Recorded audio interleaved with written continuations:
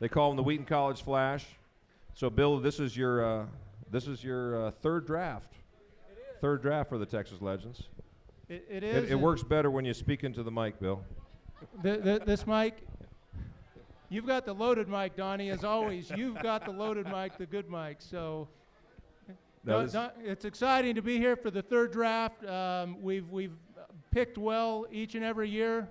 Last year, obviously, was an off year because of the NBA lockout.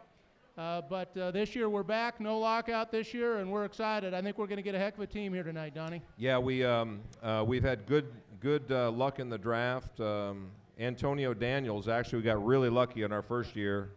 We actually got Antonio with the second-round pick, and he's not only has an NBA championship ring, but has about a 10-year run in the NBA, and he's still actually with us under contract. So.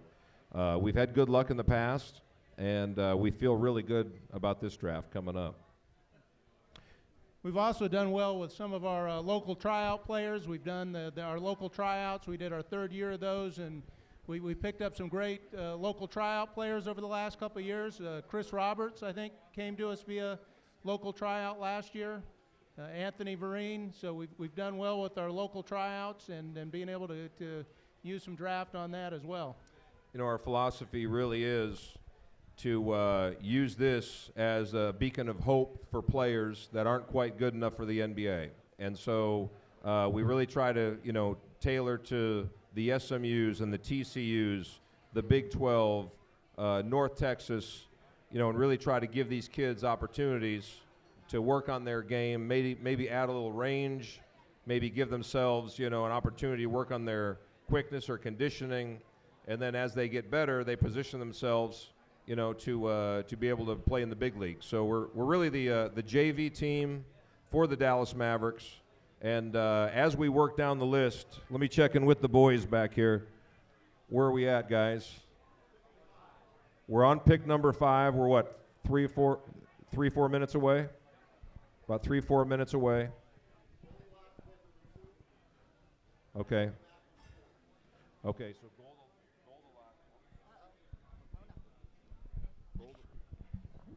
So Goldilocks went number 2, Shelvin Mack went number 4, and we're waiting on 5, and then we select number 8, correct? All right. Checking with the smart guys in the back room there.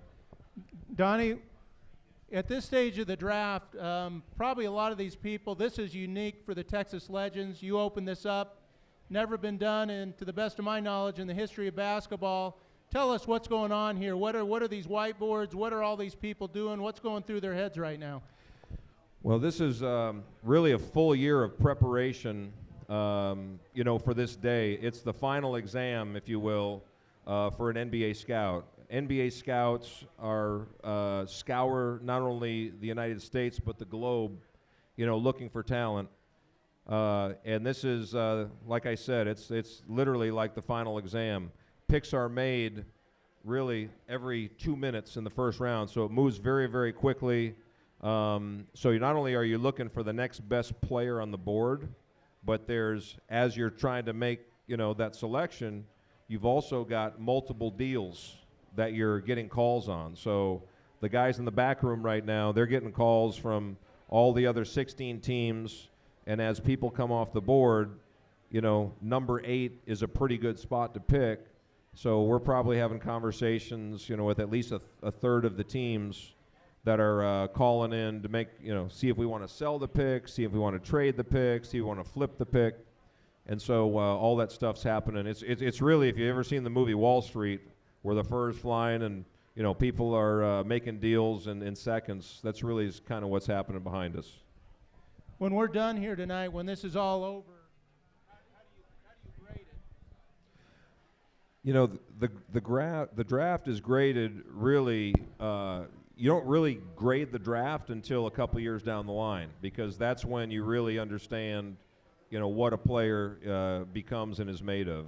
Some of our least sexy picks in the past have been, well, look at the big blonde German. He was, Dirk Nowitzki was a yawner when we first got him. No one understood, is this Nowitzki guy some hockey player from the middle of Europe, or, what's going on? But as time unfolds and as those players have a chance to develop, that's when you can really grade yourself in terms of the draft. We've got some other exciting things to look forward to this year, Donnie. Obviously, with the new collective bargaining agreement, the rules have changed. Could you go in and explain to our fans exactly how these new changes in the collective bargaining agreement are going to impact us? And I guess to get blunt and to the point, who are you going to be assigning down to the Texas Legends this year? Well, we've got a lot of candidates.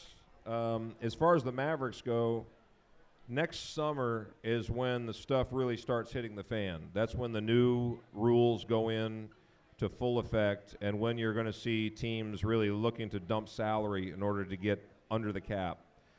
In terms of the Texas Legends, I mean, we've got 3 really good, promising rookies with the Mavericks that should see time. One is a guy named Jared Cunningham that is a 6'4", over-the-rim, big-time athlete that we feel in the future can play a little point guard, little two guard. Probably our most ready-made NBA player with the Mavericks is a young kid named Jay Crowder, who's 6'6". He looks like a middle linebacker, and shoots it, passes it, knows how to play. Spent all 4 years in college, so he's a kid that really is able to impact games, NBA games, even as a first-year guy, and he's played significant and real minutes for Rick, in our first few games here. And then we've got a shot blocker that's spent some time as a staff sergeant, overseas in Iraq.